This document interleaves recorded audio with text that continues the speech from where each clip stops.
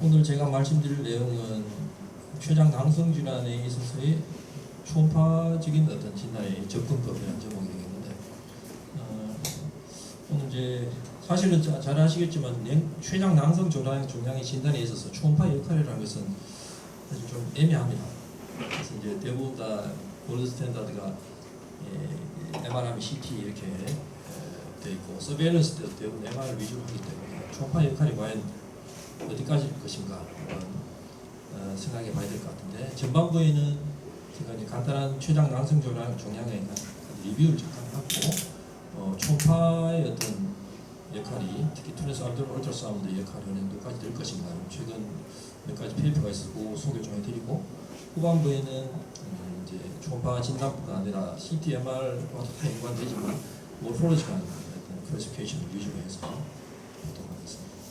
췌장囊성 종양은 여러 논문을 보시다 보면 PCN, PCL, CPL 이렇게 약자를 많이 씁니다. 이게 뭐 펜크레시스트 네오플라즘이고, PCL은 리전이라고, 이게 슈도시스트가 포함된 좀 광범위하게 PCL이라고 얘기를 하고, 또 CPL, 시스틱 펜크레틱 리전 이렇게 얘기합니다.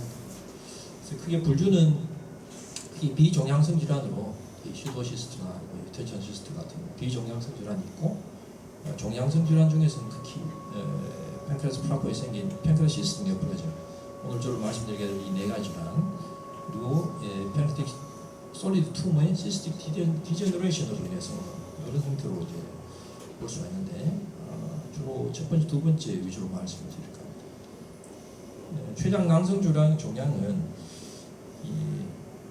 최근에 많이 늘고 있죠. 그래서 가장 두 가지가 아마 이슈가 될 것 같습니다. 하나는 최근에 영상검사 이용이 증가되면서 췌장에서 발견되는 빈도가 상당히 증가되고 있습니다. 그래서 데이터만 다른데 초음파에서는 보통 한 0.1에서 0.3% 정도 발견되고, CT에서는 그거보다 한 10배 정도, 또 EU에서는 그에 또 한 5배 정도, MR은 한 20%까지 발견됩니다. 그리고 70세 이상 환자들은 MR에서 한 40% 이상 발견되기도 하거든요. 그래서 이게 데이터를 보면 아시겠지만 이 MR에 비해서 거의 100분의 1 정도의 디텍션이 이렇게 막 되지 않습니다. 그래서 초음파 역할이라는 것은 아주 미미하고, 하지만 우리가 이제 일반적으로 상복부 통증 환자한테서 우리가 쉽게 1차 기관에 사용할 수 있는 것이 초음파이기 때문에 전혀 또 무시할 수 없는 것 같습니다. 두 번째가 이제 PCN이라는 것은 다른 헤파틱 시스터와 달리 이제 아무리 작아도 간과해서는 안 됩니다. 왜냐하면 잠재적으로 악성으로 변할 수도 있고 현저도 악성이 있는 경우도 있기 때문에 이런 부분이 중요한 포인트로 생각이 되고요. 결국은 이제 치료를 하기 위해서는 진단이 잘 돼야 되겠죠. 그래서 종양성이냐 비종양성이냐 감별을 일단 해야 되고, 종양성이라면 점액성이냐 비점액성이냐 감별하는 것이 굉장히 중요합니다. 하지만 현재 MR까지 포함하더라도 이 양성, 악성 병변을 아니면 점액성, 비점액성 병변의 감별 진단에 약 정확도가 80% 정도밖에 되지 않습니다. 거기다가囊성 병변의 각각 병명을 포스트-오피 스타디를 가지고 비교해 본 논문을 보더라도 병명 옳게 진단할 수 있었던 경우는 50%밖에 되지 않기 때문에 결국은 이 난서지컬 PCN이라면 팔로업을 적당히 잘 해야 된다는 것이 이제 여기서 우리가 얻을 수 있는 교훈이 되겠습니다. 과거에는 슈도시스트 가장 많다 그랬는데 최근에는 이게 아니고 대부분 최근 페이퍼를 보면 이제 IPM이 가장 것으로 되어 있거든요. 그래서 그 부분에 대해서는 이제 약간 논문마다 다 다른데 최근에는 좀 변하고 있다는 것을 아실 수가 있겠고, 제 개인적으로 봐도 저희 병원에서 대부분 다 70-80% 이상이 IPM으로 진단되어진 경우가 있습니다. 오늘 주제와는 좀 다르긴 한데, 이 PCN이 진단되고 난 다음에 추적 검사를 해야 된다. 여기 보면 가이드라인이 크게 네 가지가 있습니다. 이제 IEP 가이드라인 2006년, 22년, 2017년에 나왔고, 유럽형 가이드라인이 2014년, 18년, 그리고 AGA, ACG 가이드라인이 다 나와 있는데, 이 가이드라인 보시게 되면 결국은 얘기하는 것이 하이리스크 그룹이 어느 것이냐, 또는 이제 하이리스크 그룹에서 수술을 하고 수술이 필요하지 않는 로리스크 그룹에서는 어떤 경우에 이개선을 하고 어떻게 해서 웹스를 하냐, 이렇게 이제 얘기를 하는데 각각 가이드라인마다 다 조금씩 다 다릅니다. 그래서 향후에 이런 좀 체계적인 연구를 통해서 컨센서스가 이제 확립되면 좀 더 새로운 통합된 가이드라인이 나오지 않을까 생각합니다. 이런 여러 가지 그 가이드라인에서 보면 결국은 하이리스크 PCN이냐 로리스크냐를 구분하는 것이 굉장히 중요합니다. 이것은 여러분이 진단했더라도 큰 병원을 바로 보낼 것이냐 아니면 추적 검사를 할 수 있는 것이냐 구분하는 기준이 바로 이것인데, 이제 하이리스크를 보면 환자가 증상이 있는 경우, 존디스가 있다든가 뭐 메스가 만져진다든가 하는 경우에 하이리스크가 될 것이고, 메인 피덕트가 이제 10mm 이상이면 데피니트하게 하이리스크 스티마타, 특히 아이페민에서 리파레노패스가 있거나 피덕트가 갑자기 뭐 이렇게 줄어든다든가 뮤랄 너드이 있다든가 솔리드 컴포넌트 또 티컨 등을 여기까지는 이제 아실 것이고, 시스트 사이즈가 이제 문제인데 일반적으로 3cm가 넘어가면 하이리스크라고 얘기합니다. 근데 이제 최근에 여러 연구를 보면 3cm 이내인 경우, 특히 2cm 이내인 경우에는 이제 추적 검사를 해보니까 캔서 인스턴스가 거의 시스트가 없는 사람하고 거의 비슷하다고 돼 있어요. 그래서 2cm 이내이고 유니로큘러 시스트이고 하이리스크 팩터가 없다면 뭐 그냥 MR까지 찍더라도 정기적으로 추적 검사하면 되는 것으로 되어 있습니다. 결국은 이런 빨간색으로 표시된 부분을 찾아서 수술해주고, 파란색은 그냥 서베일런스가 필요 없을 정도로 증상에 따라 치료를 하면 되고요. 이제 노란색으로 된 것은 적당하게 요구 이상 요구인은 CT나 MR을 서베일런스로 합니다. 근데 이 난서지컬 PCN의 경우에 이제 서베일런스를 할 때 골드 스탠다드가 MR with MRCP로 되어 있잖아요. 여러 가이드라인이 다 이렇게 되어 있습니다. 하이리스크 그룹에서도 수술해야 되고, 로리스크 PCN에서는 서베일런스라 되어 있는데 가이드라인마다 조금씩 다르지만 일반적으로 첫 1년 동안에는 6개월마다 MRI를 찍고 그 다음부터는 5년까지 애뉴얼리 MRI 찍도록 되어 있습니다. 물론 사이즈 체인지가 없으면 인터벌을 2년마다 늘리도록 하기도 되어 있지만, 근데 이제 문제점이 있습니다. 이제 시스트 리전에 팽도 시스트 리전 진단에 있어서 울트라사운드보다는 CT MR이 훨씬 더 우월하고 정확도가 높긴 합니다. 하지만 이제 우리가 경북 초음파라는 것은 일반적으로 많이 활용이 되고 있고, 최근에 여러 테크닉도 들고 또 하이 레졸루션 울트라사운드가 보급되기 때문에 이 또한 활용도가 높은 것은 사실입니다. 거기다가 이제 우리가 일반적으로 발견되는 인시덴탈하게 발견되는 췌장囊중이 대부분 다 3cm 이내라고 합니다. 90%가. 그리고 이 3cm 이내를 추적 검사를 해보면 대부분 다 롱텀 팔로우에도 체인지가 거의 없는 것이 대부분이라고 해요. 그리고 스몰한 유니로큘러 PCL에서는 어컬트 멀리그런시가 한 0.5%에서 5% 정도 그렇게 높지는 않다고 되어 있습니다. 그래서 이제 MR로 계속 추적 검사를 해야 되느냐, 이 부분에 대해서 최근에 좀 이슈가 되고 있는 것 같습니다. 그래서 결국은 이제 이렇게 한번 생각해 봤는데, 프렌트 MR이라는 것은 현재 가이드라인대로 정기적으로 계속 MR을 이렇게 찍을 것이냐, 환자 불편감을 감수하고서도, 코스트가 증가되는 걸 감수하고서도 해야 됩니다. 아니면 그보다 조금 낮은 수준의 검사법을 하고 했을 때 캔서를 놓칠 확률이 어느 정도 될 것이냐, 이걸 이제 저울질해서 서베일런스 툴을 결정해야 될 것 같아요. 이제 요거 하나 논문을 보시게 되면, 그래서 이제 CT나 MR 이후에서 췌장囊腫을 발견했던 환자한테서 결국 초음파를 봤을 때 이 췌장囊腫을 얼마나 더 초음파에서는 얼마나 발견해서 할 수 있었을까 하는 비교한 논문입니다. 여기 보면 이제 기존의 CT, MR, EUS를 가지고 있던 환자, 그러니까 코릴레이티브 이미지라고 이 논문에 이야기해놨는데, 이런 비교할 수 있는 이런 이미지가 있었던 환자 인포메이션을 가지고 초음파를 봤을 때랑 이런 없이 그냥 봤을 때랑 차이가 난다는 거죠. 그래서 보면 코릴레이티브 이미지가 없이 그냥 봤을 때는 췌장囊腫의 발견율이 초음파에서 49%밖에 안 되는데, 이제 이런 어떤 CT, MR을 보고 정확하게 위치를 알고 뭐 사이즈나 이런 걸 좀 인포메이션을 가지고 보게 되면 좀 더 우리가 발견할 가능성이 높다는 얘기죠. 거의 한 2배 가까이 되는 것으로 되어 있습니다. 사이즈를 보면 2.5cm까지는 아무래도 CT나 MR을 보고 다시 추적 검사했을 때가 좀 더 디텍션 레이트가 높아지지만 3cm가 넘어가면 대부분 다 초음파를 바로 봤을 때랑 차이가 없는 것으로 되어 있어요. 사이즈가 크면은 그냥 그 시스트를 보는 거 추적 검사하는 데는 초음파로도 충분히 할 수 있다는 거예요. 물론 소닉 윈도우가 충분히 좋다는 가정하에 있습니다. 위치를 봐서도 후질 프로세서에서 이제 가장 놓칠 가능성이 많다는 거죠. MTA라고. 그래서 이제 결국 이제 방금 논문에서는 우리가 그냥 CT나 MR 영상을 가지고 진단된 환자들 경우에 이제 추적 검사를 할 때 결국 MR이 필요한 경우도 있지만 뭐 굉장히 사이즈가 작고 유니로큘러하고 초음파에서 윈도우가 아주 좋은 환한 사람들은 초음파를 통해서도 충분히 한번 이제 이점 인터벌로 하고 사이사이에 MR을 찍는 것도 한번 생각해 볼 수 있다. 이렇게 우리 받아들일 수 있을 것 같습니다. 다른 하나의 논문을 보면 이제 이건 레트로스펙티브 스터디인데 시스틱 네오플라즘을 추적 검사할 때 MR을 찍었던 그룹하고 MR하고 초음파를 얼터리티브하게 했던 그룹을 비교를 해보니까 결국은 이제 바이애뉴얼로 MR을 찍었던 그룹에서 약 전체 중에 한 5% 정도에서는 초음파에서 발견하지 못했던 리전을 발견을 할 수 있었어요. 하지만 이게 대부분 다 15mm 이내이고 이것이 전체 클리니컬 아웃컴에 영향을 별로 못 미쳤다고 얘기하고 있습니다. 그래서 결국은 일반적으로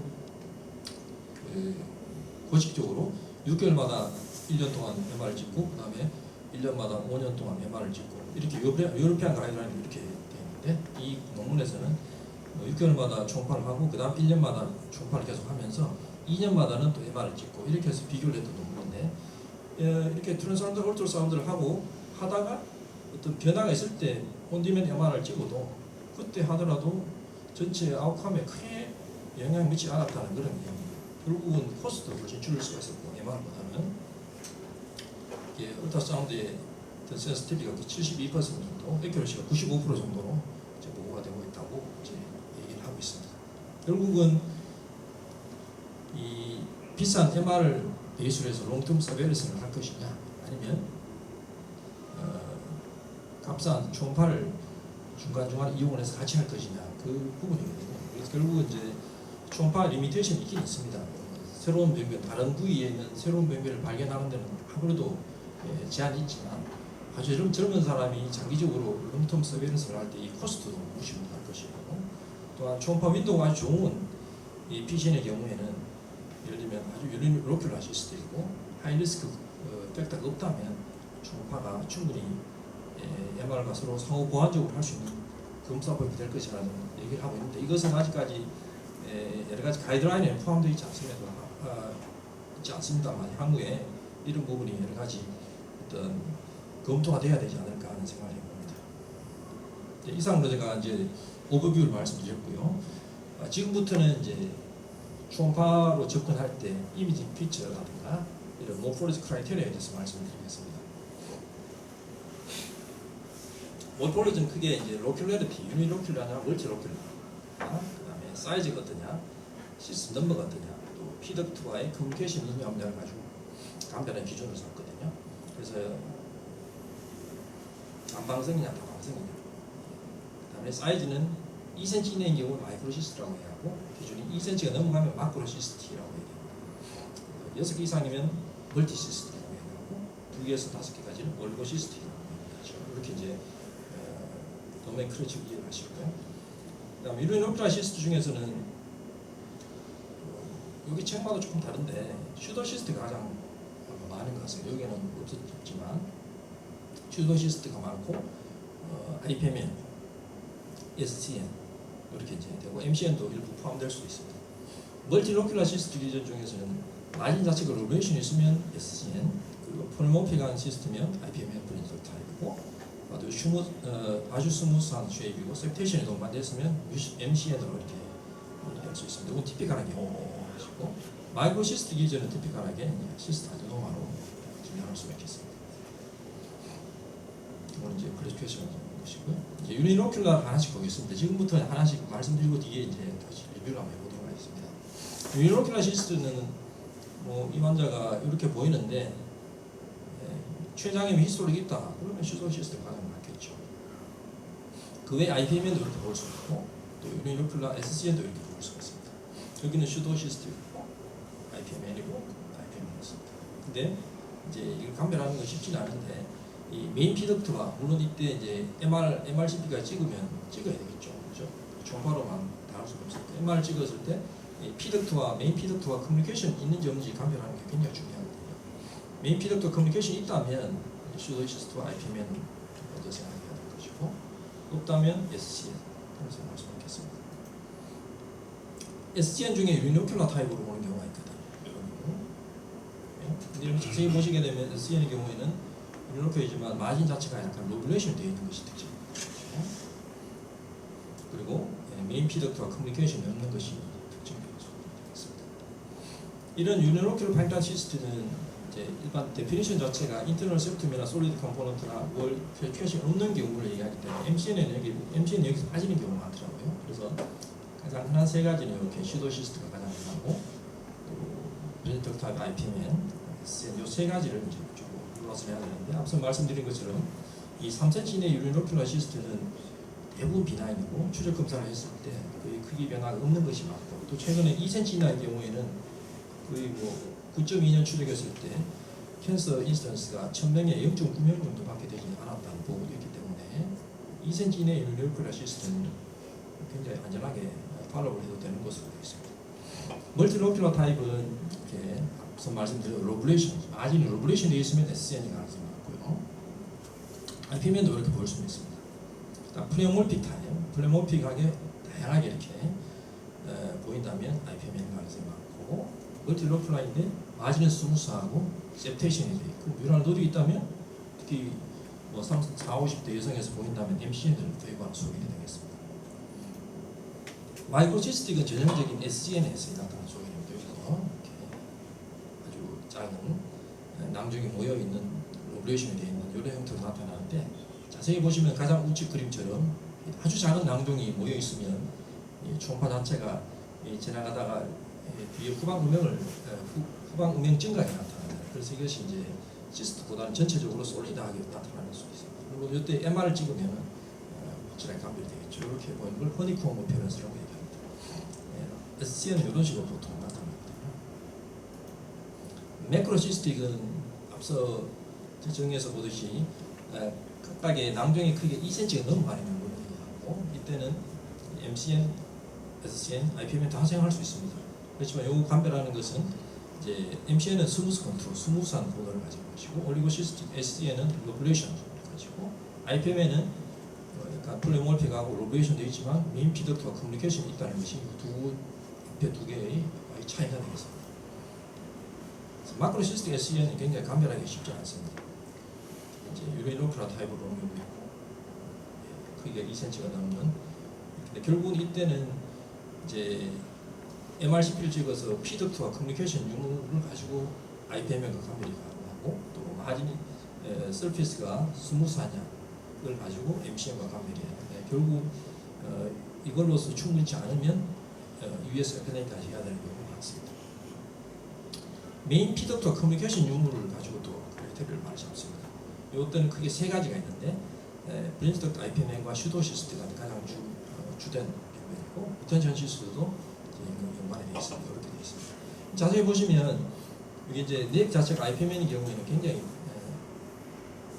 작습니다. 작고 약간 앵귤레이션이 되어 있으면 일반적으로 MRCP에서도 사실 커뮤니케이션 연구를 잘 확인 못하는 경우도 있거든요.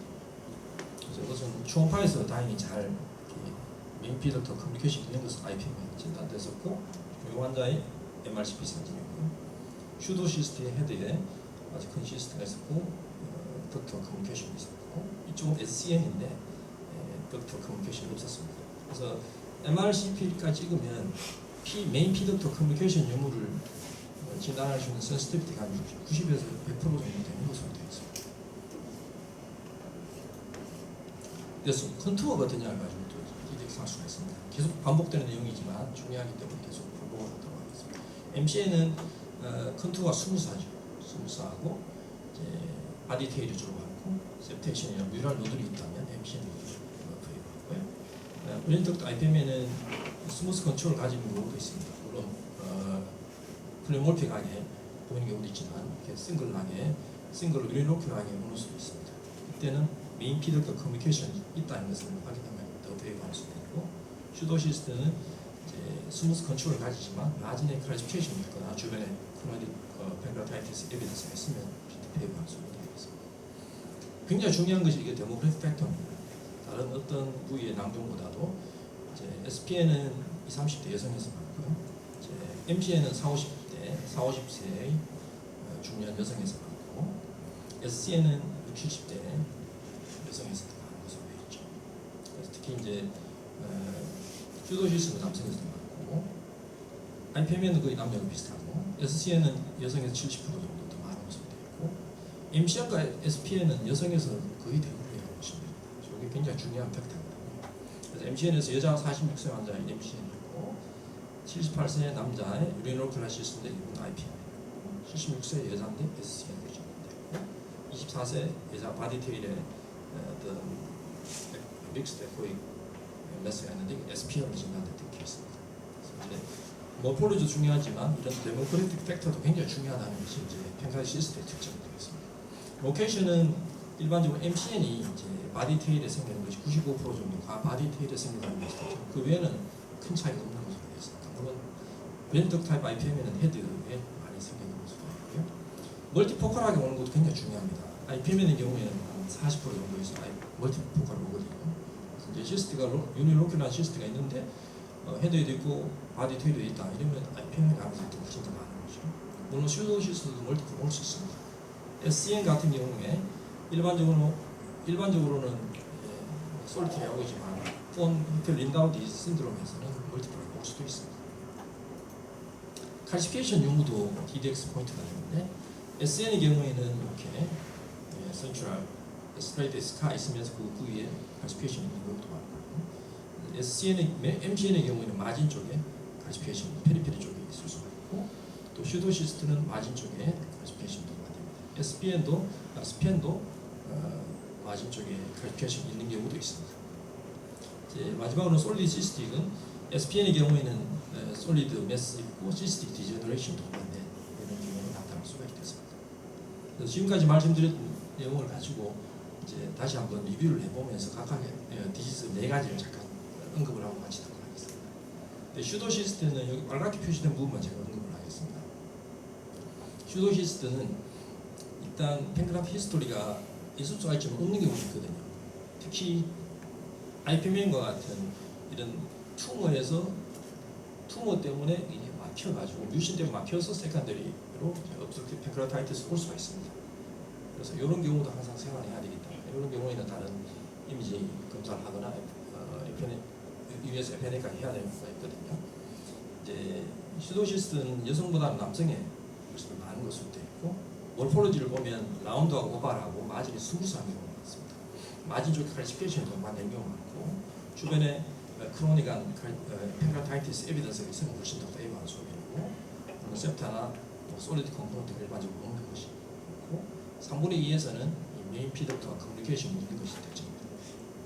US FNA에 보면 아밀라제가 증가되어 있고, 보통 250 이상, CA는 좀 낮은 5 이하로 SCN의 특징은 요약을 하면 이제 70~80%에서는 여성에서 많고 60~70% 여성에서 많다. 굉장히 또 중요한 소리이고요. 모르폴로지를 보면 이제 마이크로시스틱한 타입으로 더 심해져서 이게 허니콤으로 나타나는 경우도 있고, 또 올리고시스틱이나 마크로시스틱 형태로 나타날 수 있는데, 마진 자체가 초음파에서 로큘레이션 되어 있는 것이 특징이고, 센터 쪽에는 이 바이로셉타가 위에서 스테일레이트 스카 나타나거나 센트럴 칼시피케이션이 나타나는 경우도 있습니다. 피덕터 커뮤니케이션이 없는 것이 특징이죠. SN은 이렇게 폴리시스틱 타입이 제일 많고, 포니콤팩터, 올리고시스틱 타입도 이렇게 세 가지 구분이 되겠습니다.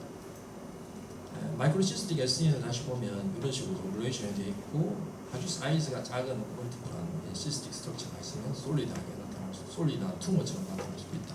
것이고, 이쪽에 바스큘레이트가 상당히 증가되어 있는 경우가 있습니다. 허니콤 패턴으로 거의 솔리드한 베스트를 보여주지만 자세히 보시게 되면 아주 작은 시스틱한 보시면 동반되어 있고, 이것 때문에 후방에 음영 증강이 있기 때문에 아주 고액고로 보이는 경우도 있고, 이때는 CT나 MR 찍어보면 구분이 될 수가 있겠습니다. IPM에는 이제 빈스톡 타입 경우는 헤드에 가장 많은 것으로 되어 있죠. 그래서 멀티포컬하게 한 40% 정도에서 있다고 되어 있고, 남녀 비율은 거의 비슷합니다. 보통 60에서 70세 사이에 잡아오는 것으로 되어 있고요. 메인 덕 타입은 이제 진단 크라이테리아가 메인 피덕트가 5mm 이상 늘어나 있는 경우를 얘기하고, 브레인 덕 타입은 브레인 덕트가 10mm 이상으로 늘어나는 경우를 얘기합니다. 물론 메인 피덕트와 커뮤니케이션이 있고 ES FNA에 보면 아밀라제는 없습니다. 피덕트 연결성이 있기 때문에 화면이 없고 CA가 192 정도로 상당히 높게 보이는 것이 특징이겠죠. 그래서 구분은 이렇게 메인 덕트 타입이 있고 또 브레인 덕트 타입이 있고 컴바인 타입이 있습니다. 메인 덕트 타입은 메인 피덕트가 늘어나 5mm 이상 늘어나 있는데 헤드 쪽에 obstructive lesion, 뭐 뱅가드 헤드 캔서라도 이런 게 전혀 없이 이렇게 늘어나는 경우를 얘기하고 ERCP 보면 피치마우스 피로드가 관찰되기도 하죠. 주로 보는 것은 브레인 덕트 타입 IPM이 가장 흔한 것 같습니다. 개인적으로 가장 흔하게 볼 수 있는 것이고 이걸 다시 한번 요약을 해보면 이것은 결국 시스트라기보다는 덕트가 이렇게 늘어나는 것이 다양하게 이제 잘리면은 이렇게 다양한 모습으로 잘려서 보인다 이렇게 생각하시면 되거든요. 그래서 이제 플레어 멀티가 보인다는 것이고 오바람 모양과 기주관 모양이 섞여서 나오는 것이 특징이고 또 이렇게 곤봉지 모양으로 보이는 경우고 또 시스트 바이 시스트라는 것은 시스트 MCN에서의 시스트 인 시스트와 반대로 시스트와 시스트가 경계가 서로 바깥쪽에 시스트가 붙어 있다는 것이고 또 경우에 따라서는 번치 오브 브레이브스라고 해서 포도송에 모여 있는 것처럼 이렇게 보이기도 한다. 이렇게 보이고 마진 자체는 롤레이션 되어 있는 경우도 있고 튜브나 엑스터널 컨트롤을 보이고 멀티하게 관찰되는 경우도 있고 메인 피덕트와 커뮤니케이션이 있다는 것이 이런 속에 있다면 IPM에다 시사하는 속에 있겠습니다. MRCP 찍어보면 이렇게 아주 잘 구분이 됩니다. MCN은 이제 바디 테일에서 가장 흔합니다. 대부분 바디 테일이고 95% 정도 바디 테일이 있고요. 대부분 다 싱글로 나타나고 사이즈가 5cm가 넘은 상태에서 발견되는 경우가 많다고 합니다. 그리고 40, 50세의 미들에이지드 우먼에서 볼 수 있다고 하고 모폴리지를 보게 되면 마진 자체가 이렇게 스무스한 마진을 가지고 있고 인터널 셉테이션이 동반되거나 뮤랄 노즐이 있는 경우도 있습니다. 페리페리 칼시피케이션이 동반되기도 하고 시스트 인시스트 그러니까 시스트 안에 또 셉테이션 때문에 시스트 양상을 보인다. 이 시스트 인시스트는 IPM에서의 시스트 바이 시스트와 비교되는 것이고 메인 피덕트와 커뮤니케이션이 없는 것이 특징이 되겠습니다. 마지막 SPN은 저도 경험은 없습니다만 그래서 멀리건 포텐셜이 있는 것으로 해서 수술을 해야 된다고 되어 있죠. 그래서 전체 다 생길 수가 있지만 이 30세의 여성에서 잘 생기는 것으로 되어 있고 솔리드한 튜브이면서 안에 센츄럴 시스트가 포션 동반된 입력대로 믹스드 솔리드 시스템 넷으로 나타나는 것이고 마진 자체는 웰 마지네이티드 라운드한 서피스를 가진 이런 형태가 나타나기도 하고 경우에 따라서는 튜머럴 해머리지 또 칼시피케이션 등이 동반되게 한다고 되어 있습니다.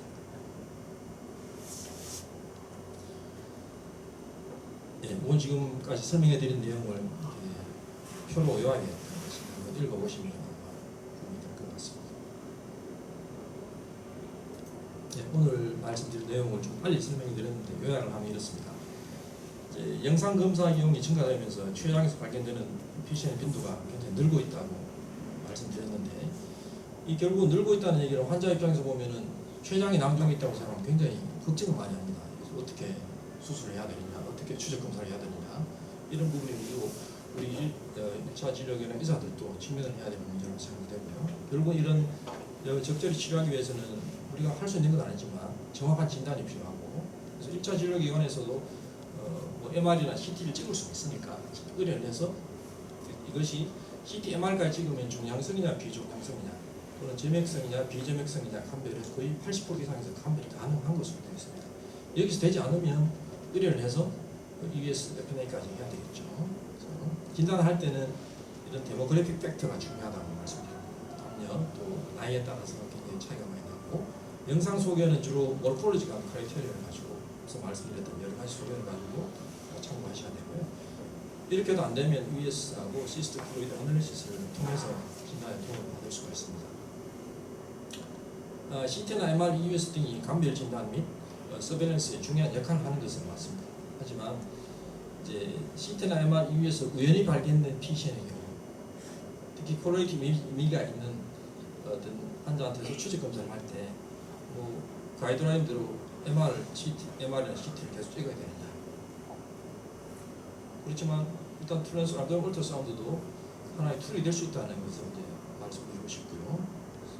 특히 소닉 윈도우가 좋은 로리스크의 PCNA 주택 검사 시에는 MR과 보완적으로 검사를 해서 환자 비용도 줄이고 환자 불편감을 줄이는 데 아마 역할을 할 수 있을 거라고 생각됩니다.